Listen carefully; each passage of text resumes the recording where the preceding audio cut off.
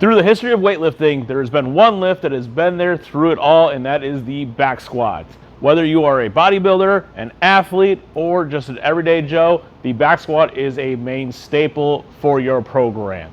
Today we're going to go through a couple different variations that we have, along with setting up and getting some cues when it comes to coaching and what we're looking for.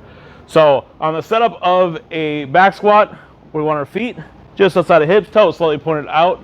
That way, as you're going to go down, I actually are trying to turn and screw your feet into the ground, open up the hips. That's going to allow you to keep that chest straight up and down and sit as low as you can. Now also you're activating a lot more of your glutes as compared to if you're just going straight ahead. You can get stuck in that hip joint here, and now I'm locking out and doing a lot more quads. So if you're looking for more quads, that's one way to do it. As we're coming up, one of the biggest things that I've seen is, as of late, is as you're coming down and out, boom, open it up. As you're standing up, I'm seeing a lot more athletes locking those knees straight back. You never want to lock your knees, especially when you're squatting with heavy weight.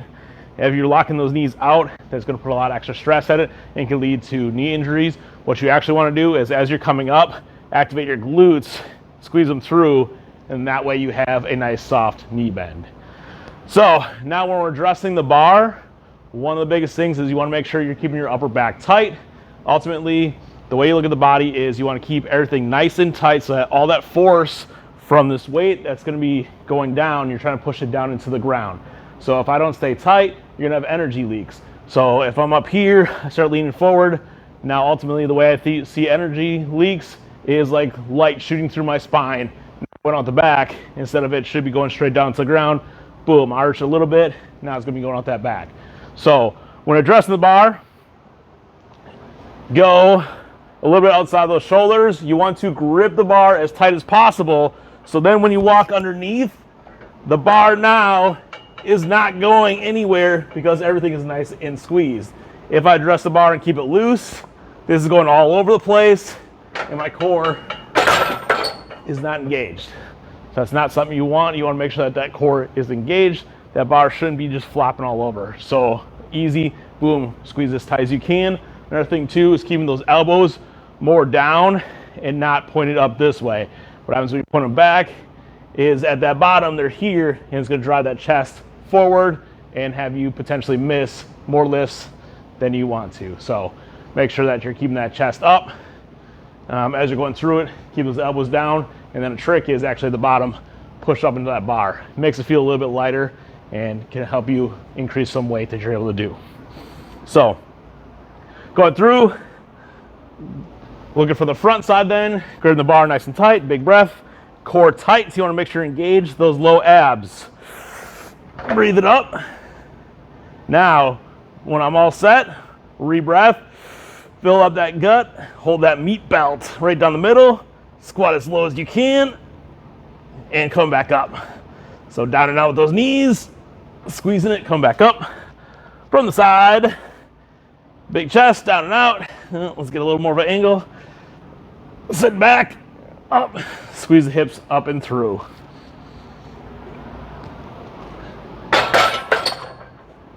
So that's the first variation, which is just the normal back squat. One of the next things we will do is, if you're working with athletes, try to be more explosive with it. So you have the explosive back squat, where you come in, and as you're coming up, you're actually going to try to jump with it. You want to keep this anywhere from 10% of your max to 30% of your max. You don't want to go too much over 30. So this one, as you're coming down, core tight, boom, coming up, and actually we'll try to jump with it. Down, explode up from that bottom. Any lift, especially with the squats, once you hit that bottom, try to get up as fast as you can. Ultimately, mass times acceleration equals force. The more force I can produce, the stronger I can get in a shorter amount of time.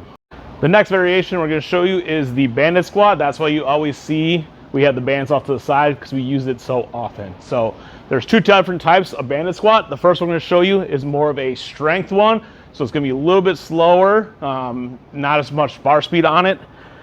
So as you're going in, same thing, big breath, core tight, getting set. So what I like with the bands is it's pulling you down, so extra force at that bottom, coming up and through. So again, keep that core tight, down and out, coming up.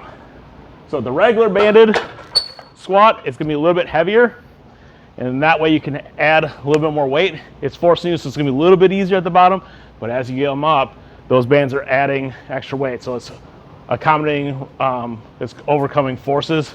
So it's pulling down and adding on to it. The next one we'll do, and we'll do this a lot through our power phase, is down fast, out fast. You're trying to move this bar as fast as possible. And actually, when I was working with younger athletes or people coming through it for the first time, it turns into a max strength movement because the bands are pulling down so fast. You're trying to move your body so fast. Muscles are firing so much so that the next day they're like, holy cow, my sore as heck. So first time ever doing this, be careful a little bit, or if you're working with younger athletes that haven't done this before, but it'll transfer over and really help out that vertical. So the banded explosive back squat, coming in, down fast, up fast. Boom. So as you come up, or as you're going down, you're not gonna go all the way down. It's more of a half to 3/4 squat. Down and out, sit back, and snap it up. Keeping those reps anywhere from 3 to 5 in that range.